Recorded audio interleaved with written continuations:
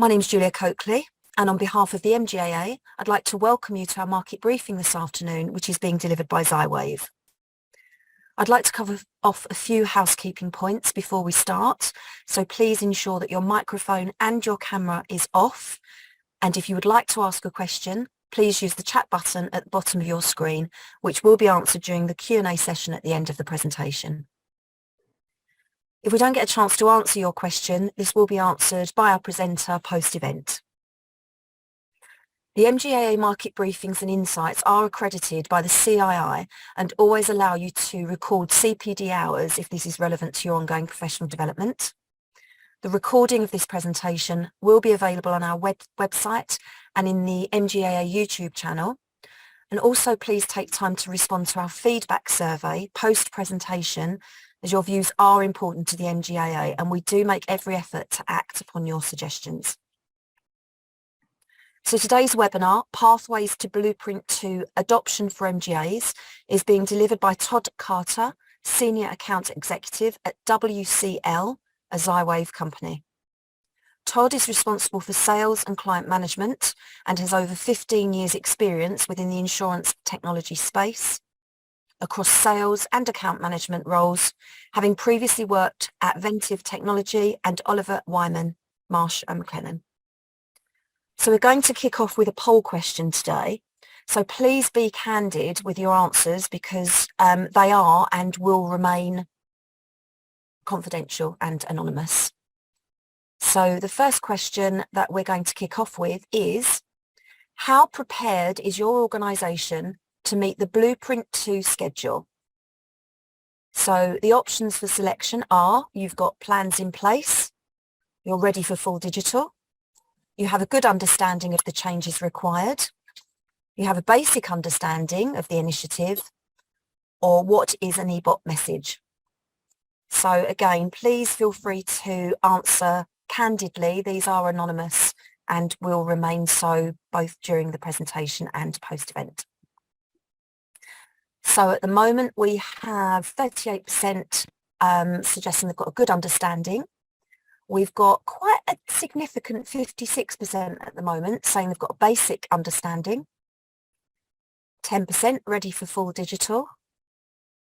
One person, what is an e-bot message? Thank you for being honest, if that's not tongue-in-cheek. So we shall give it a moment or two longer. Again, please feel free to answer these candidly. So we are hovering between 54 and 56% with a basic understanding. Still just the one, what is an e-bot message?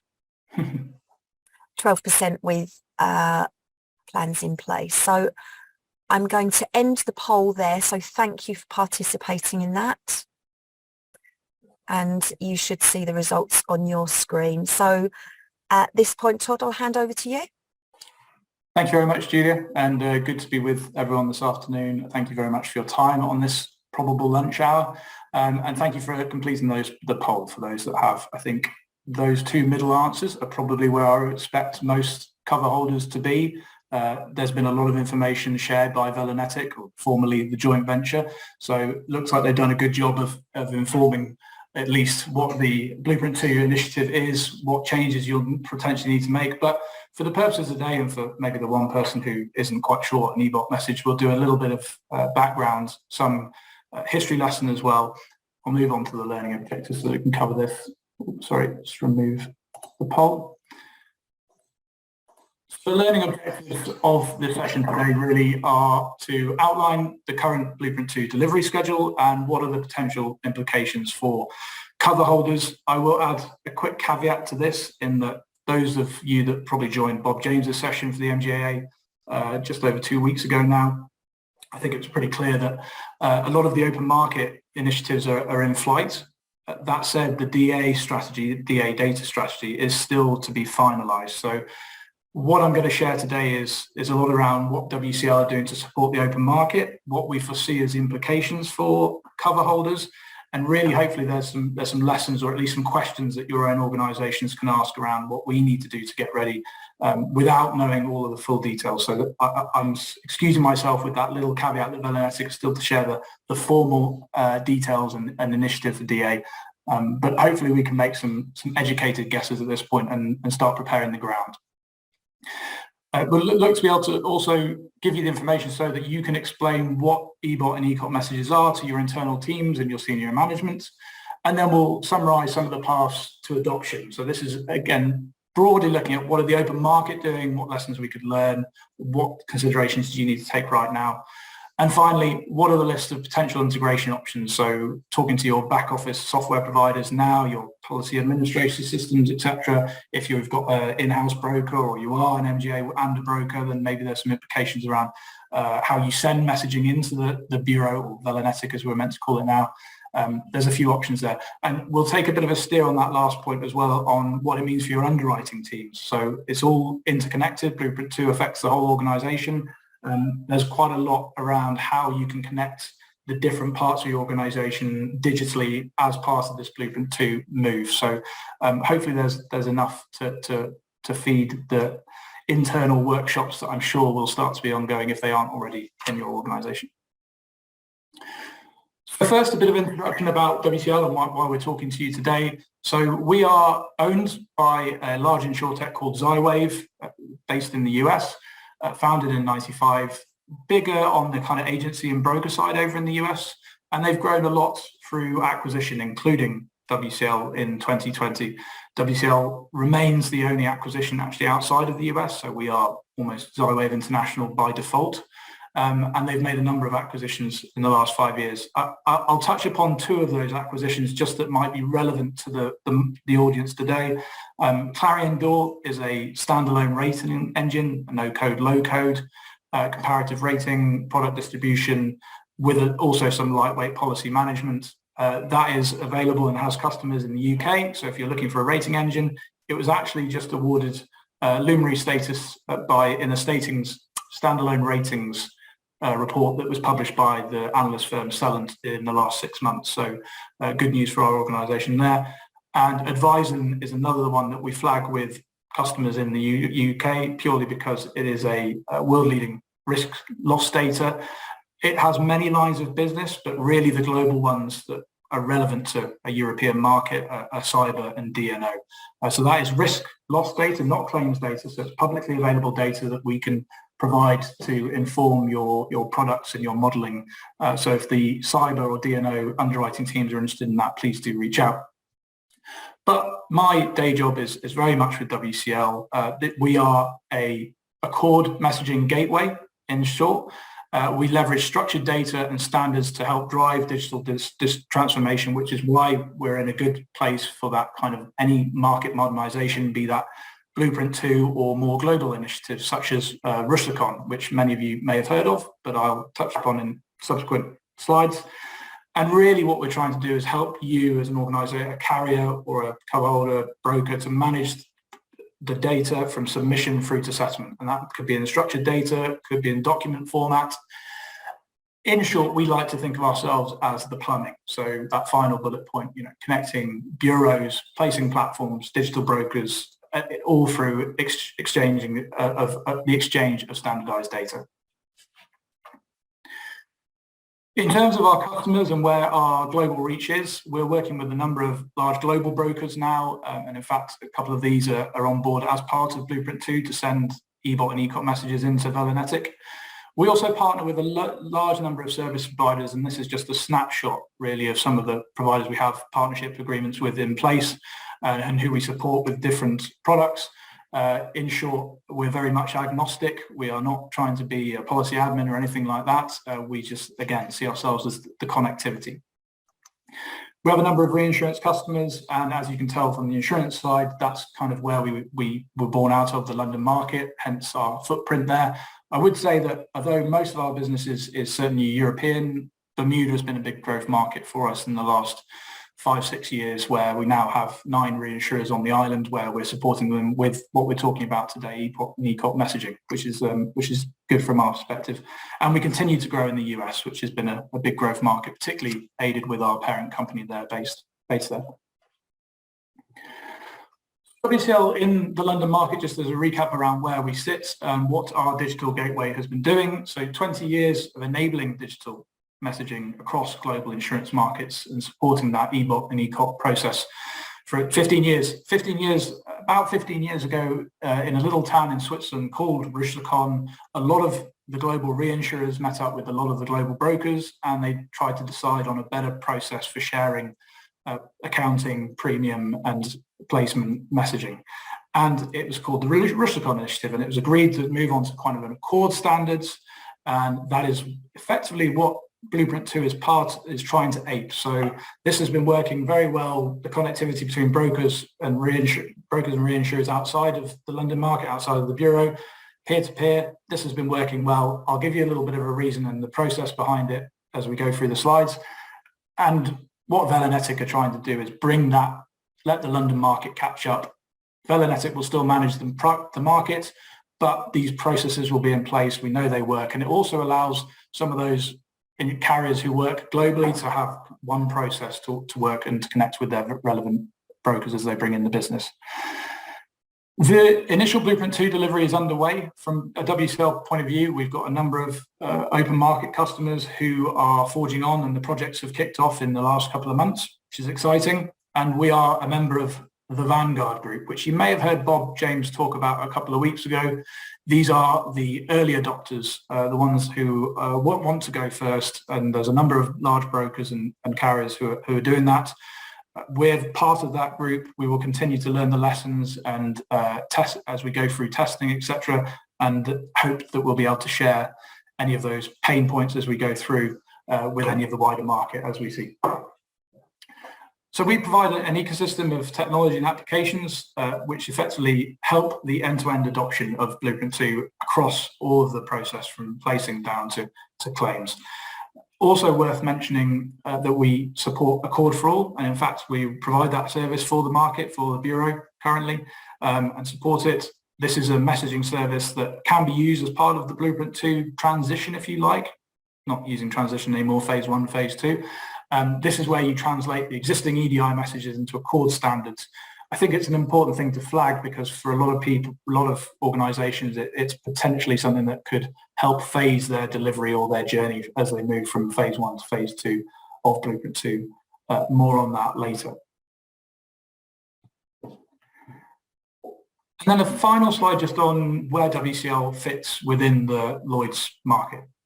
In the blue, you'll see these are placing products that we currently offer, or at least relationships. So on the placement side or pre-bind, we have connectivity with PPL, Whitespace, and we'll go into more detail on what this means for underwriters with the plethora of new digital placing platforms that are arriving, and brokers that are starting to build their own platforms as well. And then there's line specific, there's reinsurance such as Supersede. It's a confusing marketplace at the moment around what's being built, what stage of development they're at. And WCL, one of the organisations, keeping a close eye on that and holding our clients' hand so that they can make the most of all these platforms, but make it manageable for their internal teams to connect with all of these different places. On the post-buying side, we've supported various products such as LBS, SDC as well, structured data capture. That's converting MRC data into an Accord message effectively. CDR, that will be a buzz term that, given the poll, many of you are aware of and know that this is something that's coming down the chain. More on that later as well as we work through the slides. And then on the claims side, something that WCL supports for a number of years is ECF and write-back. So that connectivity to the IMR. ECF write-back solution effectively enables your claims management team to work and triage their claims, manage their claims within your own claims management system without having to then go out, log into the IMR, pull that claims data, update bordereau, etc. This is the idea that you have one area and we just pull the data and documents as and when it's needed by your practitioners into the system. And then accounting, we've mentioned Accord for All already. And those two bits, the claims and the accounting, really they're the two pieces that are moving towards that EBOT and ECOT standard. So this is where the market is in flux. This is the change that we're seeing. And then finally, really, there's a point to be made on APIs and how we connect to your own internal systems and external systems. So you can use APIs as well as our digital gateway to connect to any external systems, but also there's course, reasons to enrich that data or reduce the amount of rekeying you have to do as an organization, we can create APIs and connect to your internal paths, rating system, whatever it may be, to facilitate better outcomes for whichever office you've been working in, be it credit control teams, placing, etc., underwriting. So I think that kind of covers where WCL fits. Again, I'll provide my email address at the end of this slide. So if you have any questions about us, do not want to make this presentation too salesy by any stretch, but hopefully that gives you an idea of where we are. Please feel free to reach out if you have any questions. So, Blueprint 2 adoption options. A quick recap, and appreciate that Bob did a good job of talking through what the aims are of Blueprint 2 and why we're trying to digitise the London market. Better, faster, cheaper is what is always flagged. This is a move to those common data standards across the market using Accord messaging. And we're moving to those processes that are already globally accepted and successful in that peer-to-peer world. There'll be a single core technology solution for the London market, a digitized gateway, and then flexibility around what systems individual organizations wish to use. So there really will be the option to use your existing, look at new options, new products on the market. Really, it is to shape innovation as we go forward. There will be a reduction in central processing costs. More detail on that is yet to be shared, but faster premium and claim settlement as well is a stated aim. And then flexibility around the speed of digital adoption. The next slide we'll talk a bit about that. One of the key staging points of Blueprint 2, of course, is to move to a modern infrastructure. So we have 40-year-old mainframe systems, posh and lids. This is all green steam. This is all old technology. If the London market wants to move on, I think everyone agrees that the need to move to modern systems is needed. It's a question of making sure all organisations, brokers, carriers alike, cover holders are ready and can phase that approach so that people can get their house in order in the time frame that they wish. Ultimately, we're trying to position the market. Given competition globally, London market cannot afford to stand still, as Bob was saying, and so this is really securing long-term growth and fostering that innovation. This will be a slide that is familiar to most, I'm sure, if you've been to any of the Blueprint 2 sessions or joined any of their webinars. And I will quickly say, whilst we've taken this from Velenetic, and you'll see the joint venture milestone, so renamed Velenetic for those that aren't aware. They have a great website. It's regularly updated. They send out newsletters. In fact, there was one this morning. I'd urge everyone, if you have any questions, not only to reach out to the practitioners there, but also go and see them in the Lloyd's building and the website. There is lots of information. And whilst we do still await final info on most aspects of whether it be CDRs or DA data strategy, there is plenty of information to get you going on there at the moment.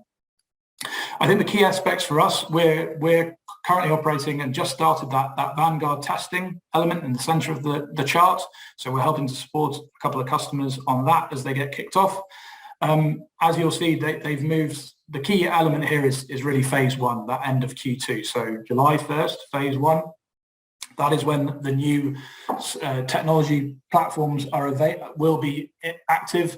Phase one is very much pitched as your EDI messages will continue as is today. They will just come from a different source. So I think the one takeaway that we all hear from that is speak to your technology providers, ensure that they're set up to be able to take whatever data you receive from the Bureau today and ensure that you're set up for that phase one piece.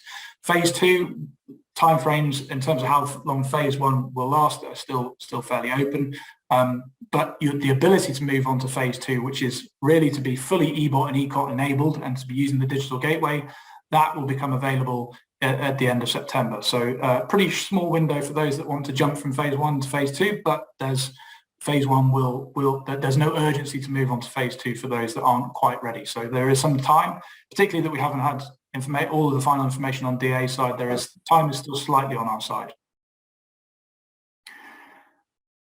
So, there was only one person who wasn't quite sure on eBot and eCom messaging. These slides will be shared after, but just to quickly recap, this is a move to the digital messaging using Accord as standard in the non-bureau world. An EBOT message, that electronic back office transaction, which can cover both technical accounts, which is advice information related to individual risks, and that financial account, so financial statements that come through, and they will be linked to the International Premium Orchestration Service, or IPOS. This will effectively manage the entire life cycle from quotation, payment and reconciliation, and it replaces those signing messages you receive today, the USMs, the SCMs, etc., or WSETs, D signs in the company market. Similarly, and the mirror image of that is ECOTs. These will connect to the International Claims Orchestration Service, or ICOS as we would call them, and it will replace the ECF and class element. Access to IPOS and ICOS is via three ways. So of course there's the Accord gateways, there's APIs, and there will be portals. Particularly, that's particularly of importance to cover holders. New portals will be provided to these systems. So I'm sure once the training documentation and everything is made available, it will be up to your organisations to look at what is needed to get everyone trained and up and running on these new portals. Understanding how EBOT and ECOT emerged in the non-bureau world. So we're going to just take a little bit of a step back and look at why, and when we talked about Rusticon initiative, that town in Switzerland, how did the EBOT and ECOT message come to be arrived at, and why was it the messaging service that everyone decided was the uniform way to go? Really, there's the understanding the problem here is when a broker and a carrier agree a risk, that slip or policy will be informed to their technical team. It'll be logged in their policy admin system, and they may book it as, in our very rudimentary example, $100. From here, the closing information is provided typically via paper, PDF, email, etc., to the technical team of the carrier, and they may have a discrepancy on the amount that they have booked from the same slip or policy. There's numerous causes. It could be simple rekeying errors, it could be a document error, there may be misunderstandings on taxes, commissions or deductibles, or just a simple element that the teams have interpreted the slip differently. So this is a common issue and something that needs a lot of clarifying, and I think in history there's been phone calls, emails, etc., to try and get to the bottom of where the risk value resides.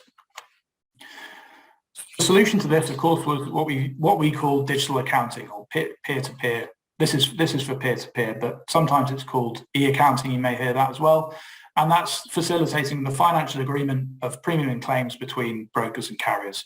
So we're replacing paper with data. In this case, using XML data format in Accord message standing, and that carriers and closing advices are replaced by technical accounts, or TAs. Financial report statements replaced by financial accounts.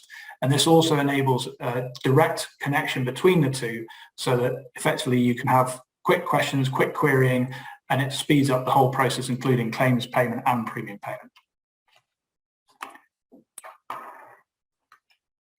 To help you visualize how this change came about and why there are benefits to it, in the traditional accounting process, if we just look at what might happen across a 3-month period with a risk being bound, maybe an inception date, the risk is booked on the broker system on the 1st of April in this case. The closing then arrives at the insurer. The client pays on the 17th of May, in this example. A broker statement is then issued about 2-3 weeks later on the 4th of June. Broker settlement. And what does this mean? It means there are common challenges, there are delays on receiving the closing advices. It's open to there's that rekeying element error that I talked about earlier, and reconciliation rates can be under 50%.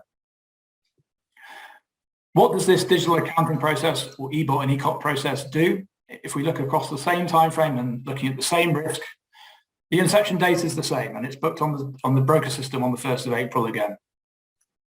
TA is now issued on exactly the same date to the carrier. TA messages, if you need to at this point, the TA can be queried. That can be done on your own proprietary application. So in that sense, you have your credit and control teams have the chance to really look at it and have a direct link with the broker at that point. Once all of those issues have been ironed out, the TA is accepted. This means that you have the full data set from day one. There's transactional accuracy. As mentioned, you can query things and you have control over the process. You can see where the querying is. You can see exactly where each risk lies and which ones are open, which ones aren't.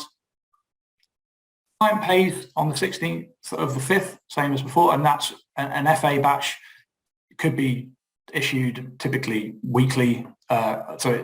This particular TA is put in a group of TAs and issued with the FA.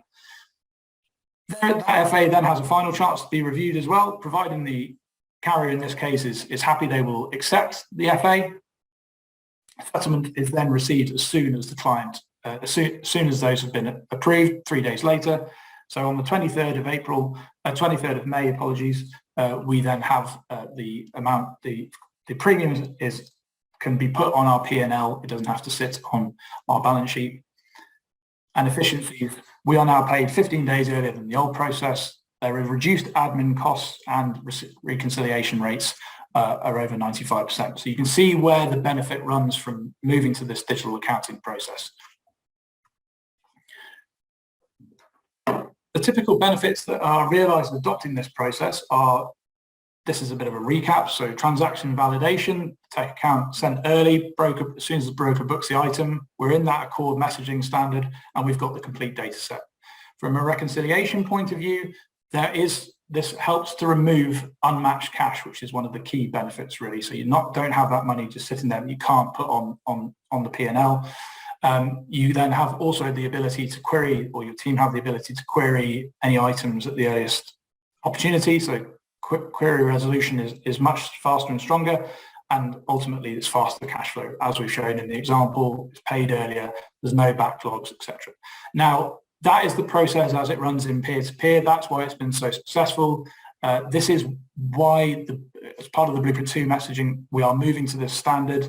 And of course, Velonetic will continue to control the market. They will kind of be in the middle of this. They will orchestrate all of this. So some of it is slightly different to what works in the peer-to-peer message, as you'd expect, but the theory is all the same. Again, if any questions arise from this, please feel free to shout or give me an email after the session, because of course there will be nuances and we're still waiting for final information from Velonetic on things such as how is querying going to work potentially. So there will be nuances, but hopefully that gives you an understanding of what's going on outside in the non-bureau world and why we're moving to this method within the bureau world. So we'll move on to just quickly CDR management. So the core data record, this is the other, after we do EBOT and ECOT messaging, the kind of back office processing of premium and claims, etc. The core data record, which is a bit more related to on the placing side, this will be the uncontested, irrefutable digital risk for open market policies. But important to mention that with EBOT and ECOT, in the same way as EBOT and ECOT is moving, we expect to move to that standard from a cover holder point of view. The same will work for CDR at this point, we're advised. The broker and the leader will be responsible for the creation and agreement of the CDR, and it takes its final form post-bind and it's logged onto the digital gateway with Velonetic. We, as an organisation, will provide the ability to extract those CDRs from the digital gateway, but also from the placing platform. So there'll be the ability to almost run a soft call, so you can see where the CDR is prior to execution of any risk, which could be useful for, if you're a follow-on, etc., if you want to be able to see where a certain CDR risk record is at any one time. But of course, also extract the final version and put it in your own policy admin system, etc., for your own records. We foresee that being an interest for both open market and DA. So managing agents are going to require a facility for receiving, viewing and augmenting and responding to those placing messages. There are lots of different software players that will be able to receive and aggregate that CDR data, as we've mentioned, and there'll be connectivity with all of the main broking platforms as we've discussed. Final point to kind of mention around what changes may be different sections of changes. It's bordereau management. There's going to be flexibility as part of the Blueprint 2 initiative. We know that DDM is no longer mandated, for example. There are lots of different bordereau management providers in the market. Everyone will have, to that flexibility point again, it is up to each individual cover holder around what works best for them. it gives you a bit more options around speaking to the market, what works best for you. There'll be different connectivity options around APIs and core gateways. If this is something that you as a cover holder are thinking about at the moment, if you don't have the capability to run with APIs, again, please feel free to speak to us or your existing technology providers. This is the direction of the market as a whole. And there's the potential to, on the capacity side, automate the capture and ingestion of bordereaux from those written lines, premium and claim bordereaux that have been provided to the IMR. We're hoping that this will effectively enable faster dispute resolution for cover holders and give more optionality. This is, I thought this was useful to provide from an open market point of view around how we're helping some of our carriers with their target end state. And it's, I think, a useful visualization and hopefully will help yourselves to, as cover holders, to raise some questions around what maybe you need to do. On the left-hand side, we have our submissions, our firm orders, our endorsements. As the risks come in, as they're submitted, they can come in as paper, email form. It might be on one of the placing platforms or direct from broker. It may also go via SDC. From there, that information, once there's a CDR, it needs to go to the digital gateway. And the premium, the EBOT messaging has to go to IPOS and ICOS. We'll start with that at the bottom of the chart. So IPOS and ICOS, where does that information then go? So if we look at the little blue box, that's kind of where WCL typically play. These are different applications that we offer. And so for phase one, we know that effectively there will be no change necessarily to the EDI messaging that you get. So, but some organizations are choosing to move on to Accord for All, which is an offering that we have. That might help to smooth the journey to some degree, and that information can go into your financial or credit application. It can then run directly into your PAS system. That's phase one. Phase two, as we move to full EBOT and ECOP messaging, that's what we've been doing for peer-to-peer for 15 years, etc. So as that messaging comes out of IPOS and ICOS, we can facilitate that directly into your PAS or into a finance and credit control check application, as we also provide. As part of phase one, you'll see there's a translation message there. Some are not quite ready for their PAS provider to ingest and review, etc., EBOT and ECOP messaging. That's a common issue at the moment. All of the PAS providers are at different stages of being ready for that. What we can do is offer a translation layer, so converting that Accord messaging, whether it be phase one or phase two, back into the EDI messaging that you receive today, which means that there's some flexibility around updating your PAS system. You may have a homegrown system. There's a lot of carriers who have built their own, and for them, they know that it's going to take them a long period of time to be able to ingest EBOT and ECOP messaging. So something that we can do as a temporary solution is provide that translation engine, give them the flexibility and a bit more time to get ready for the changes for phase two. And then the underwriting aggregator piece, again, that's where we're talking around CDR. If you have an underwriting workbench or an aggregator tool, this is where your underwriters will sit, and we'll go into a bit more detail on this shortly. But ingesting the CDR, interacting with all of the different placing platforms, and then that connectivity between your finance systems and the underwriters so that your credit control teams can potentially see what risks are being placed there, and then hopefully they don't have to ask so many questions of underwriters from 2-3 months back, etc. And there's the full flow of data from submission through to settlement. That's where we're trying to get to. That's what we're trying to help throughout this Blueprint 2 process. Just check on time quickly. Okay. So implications for DA. Now, as we've been told, Velinetic will be looking to align open market with DA standards and processes. We know that there'll be new portals that are coming out soon for risk, premium and claims bordereau. Please keep an eye out for more information on this and more training. The DA strategy is yet to be finalised, but everything we hear is that it will mirror those standards that we've just talked about, EBOT and ECOP messaging, the production of CDRs. So I think DA are in a good shape, good position in that they'll be able to learn a lot from where the open market implementations go and any pain points that are unveiled. Again, WCL are involved in that, and we'd be very happy to share the information and the lessons learned as we go. The whole idea is a data-first approach using Accord gateways and or APIs, and it's to address those pain points that we've already covered off. The processing delays, the fact that there's lots of manual intervention and manual errors, and there's a general lack of automation.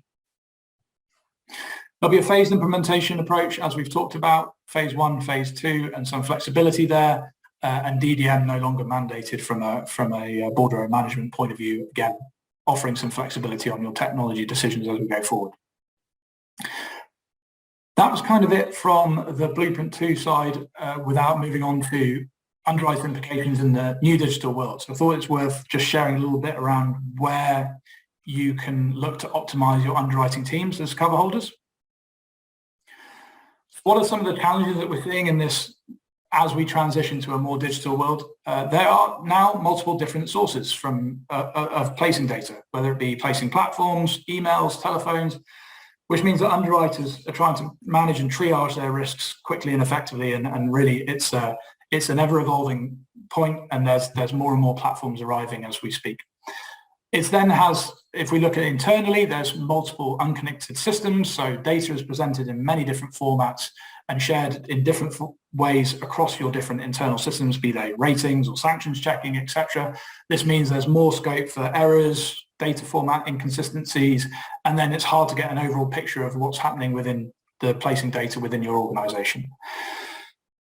Because of this, underwriters are logging into different systems all the time, multiple systems, which is making it a little bit hard to manage their day, calculate quotes, communicate effectively, and also produce the documentation that is part of their day-to-day job. And then finally, last 2 points, of course, market modernization obligations, the ability to cater for that, CDR validation, etc. This is all considerations that need to be taken into account for your underwriting teams. And finally, there's a lack of straight-through processing and automation from submission, rating, quoting, and renewals. How can we potentially address that? So the placing aggregator tools that we talked about earlier that can form part of any Blueprint 2 solution, combining all those submissions, regardless of source, into one user-friendly system. This means that underwriters can see their pipeline clearly, they can prioritize, they can triage, they can respond and move to different teams, risk to different teams as and when they see fit. There can be some workflow included as well, really to all in all to optimize the underwriter's time. We can then integrate that data with all of your internal systems. So using APIs, we can move data in 2 directions. This should remove the need to rekey data, again, freeing up underwriters' time, but also providing some visibility for your back office teams, your credit and finance control teams, so that they can see exactly what's coming in through the pipe. And then if you did choose to look, your underwriters were interested in an underwriter aggregator tool, it means that they don't need to navigate to multiple different systems. They have one login, and all of their risks are provided in one uniform place. Again, it's an underwriter optimization play. And finally, there's an optimization around how much can we straight through process of risks, working within your individual business rules to process and automate the review, rating, quoting, and then document production and communication with brokers, taking underwriter attention away from that kind of transactional admin role and allowing them to focus on the more complex, high value risks and tasks that they need to as their day job. And then finally, of course, provide automated connectivity to bureau or Velenetic services as part of these initiatives that we're talking about. In terms of the data sources, I just think it's useful to just highlight how it's a moving picture and where we're moving towards. I'm sure many on the call will be aware of PPL Legacy, which is now no longer active, but PPL Next Gen is recently arrived. Whitespace, which is being used increasingly throughout the market. We will have Placing Hub, the new EBIX solution that is being launched in, I believe, January. So there's 3 fairly key electronic platforms. But then, of course, there's existing solutions such as SDC. We'll have to have a CDR checker, the capability to look at CDRs via the digital gateway, Supersede being the reinsurance platform. And then that's before we even get to the broker-specific placing platform. So Aon have their own Howden Ed Broking GC Marketplace. We have some line-specific platforms as well. Worth mentioning, there's others arriving all the time. About 2 months ago, I saw that Tysers are also launching their own placing platform. So this picture continues to be crowded, and it continues to be an issue that underwriting teams and underwriting operations teams are looking at around how they make the best of that and optimize their underwriters. What does good look like? So from an underwriting perspective, the first step is data ingestion, getting that risk data and documents into the right place via APIs from whatever placing platform it may be, displayed to the underwriters in a simple pipeline via UI. After that, how do you enrich that data? So you'll have a number of internal systems you'll need to check or run the data through. Sometimes that's quite a manual process. How do we free up the team via APIs so that data, some of that can be done automatically? That's then returned to the tool. So there's a data augmentation piece. You've enriched the data. The underwriter now has all the information that they need to make decisions on those particular risks. And finally, then, once a risk is ready to be bound or agreed, the documentation and how you log it into your policy administration system. Again, there are integration options there. Lots of carriers are at different stages of this journey, how much they can automate, how much they can integrate with all of their systems.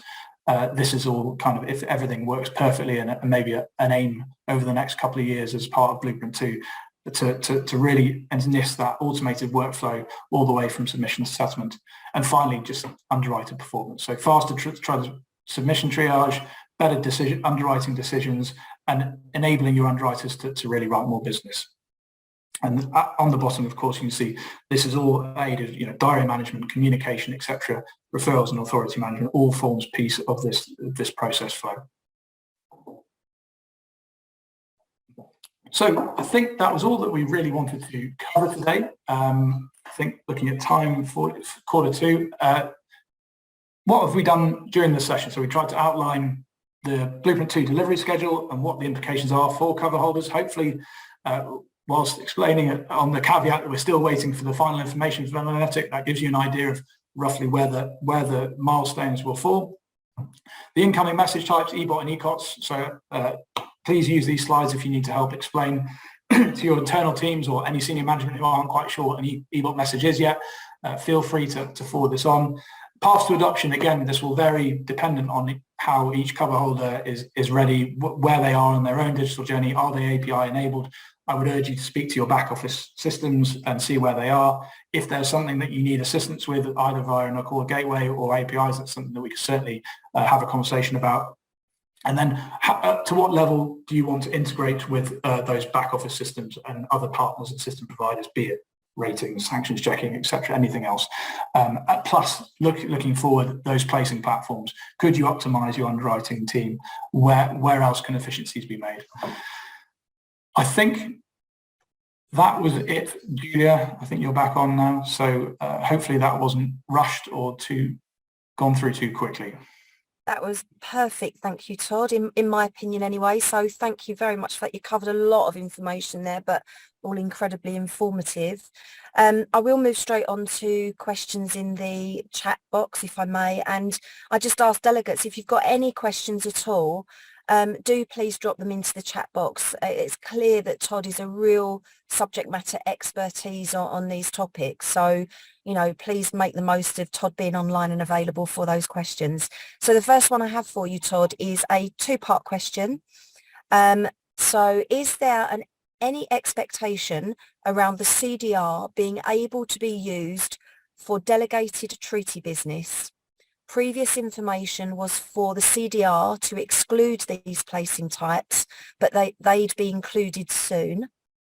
Let me just see if you'd like to answer that, and I'll go on to the second part of that question. Yeah, absolutely. And I would say that my understanding is the same at this point. I saw that it wasn't included in the early versions of the CDR, but there was scope that it would be included at a later date. I haven't seen any further information on that. Maybe I've missed it, but or if anyone else is on this session from Velenetic, maybe they could share on the chat as well. But yeah, I'm afraid my understanding is the same as yours, Jack, at this point.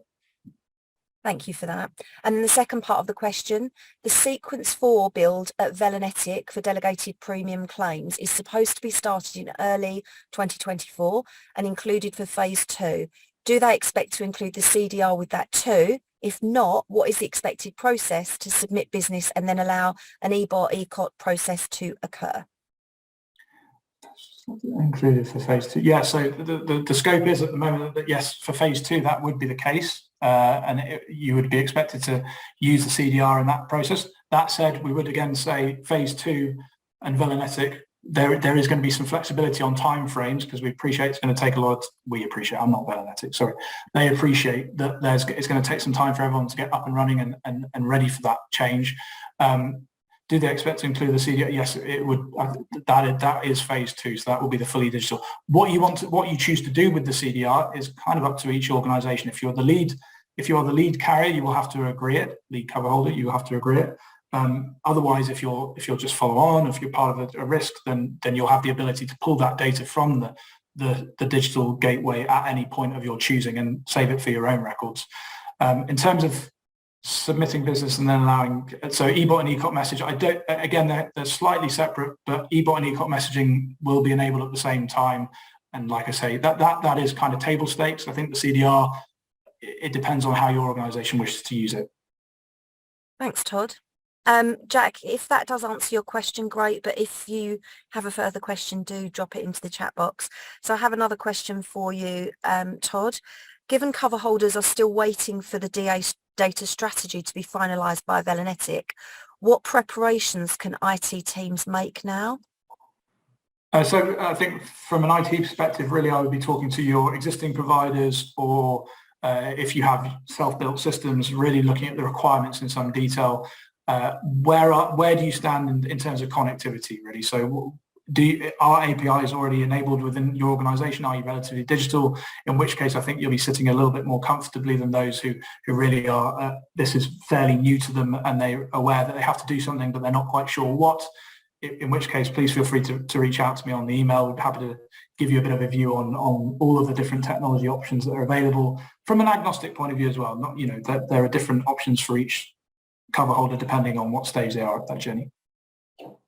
Just as an addendum to that piece, the MGA did run a process a fairly considerable time ago now to ask for our MGA members to put forward their third parties who engage directly with Lloyd's to make sure that they were on the relevant distribution list to be kept informed of progress. So if you are an MGA or actually a third-party provider who feels that either your third-party provider or you as the third party are not on a distribution list for engagement from Lloyd's, please let myself know or Tim Richards, or drop an email into the info@mga.co.uk email address to make sure that you're on that distribution list and fully informed. So the next question, in relation to digital placement connectivity, are there any benefits for back office teams, for example, credit control, finance?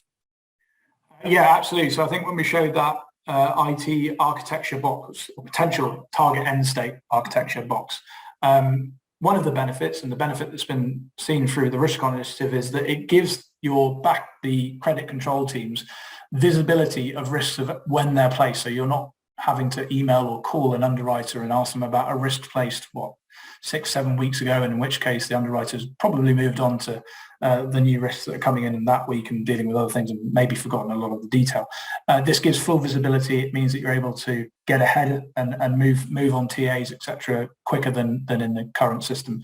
So yeah, it's all about that visibility piece, really, having the ability to see what's come in, what risks have come in, and address any issues earlier.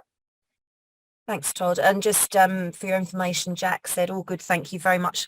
What I expected, verifying my knowledge too. So thanks for that response. And I'd just say to Jack, they're probably questions for, as we've discussed, questions for Velinetic, and I know the answers are, they're still working on a lot of the DA strategy piece. So whether or not we've got those answers yet, if and when we find anything out, hopefully we can maybe rerun this session with all the detail at a later date, early next year. Yeah, we'd be delighted with that. Another question, Todd, are there any BDX automation options for capacity providers? Yeah, absolutely. So and I think this is a question so a lot of our existing carriers on the open market customers have been asking this question, and I think it's been influenced by Blueprint 2 and the ability to look at different bordereau management tools. What we can do is automate the ingestion of bordereaux from the IMR into whatever your bordereau management system is. Again, we're completely agnostic, so whether you use DDM or one of the new providers on the market. Say new providers, there are a few that have been around for a while. If you have a lot of bordereau management teams as a capacity provider that are having to log into the IMR, spending a lot of time trawling, looking for the right bordereau, finding error-borne bordereau, then yes, that's something that we could potentially automate using our digital gateway. Again, so it's the same gateway. We'll pull that data based on the UMRs, and then pull that information that's applicable, and we can then automate that into your bordereau management system. So really save. It's a volume question, really. If there's large volumes of premium bordereau or claims bordereau, if this is something that they're spending large amounts of time on, then yes, let's look at automating that. It's definitely an option as part. As we could do that now, it doesn't have to be part of the Blueprint 2 initiative, but I think that's what spurred the question. Thank you, Todd. There's no more questions at the moment. If any of our delegates do have a question before we wrap up, do drop it into the chat box. Worst case scenario, Todd will pick this up post-event. But it does leave me to say thank you very, very much, Todd. As I said earlier, you're certainly a subject matter expert on Blueprint 2 and these particular areas. So we do thank you for sharing that expertise with our membership.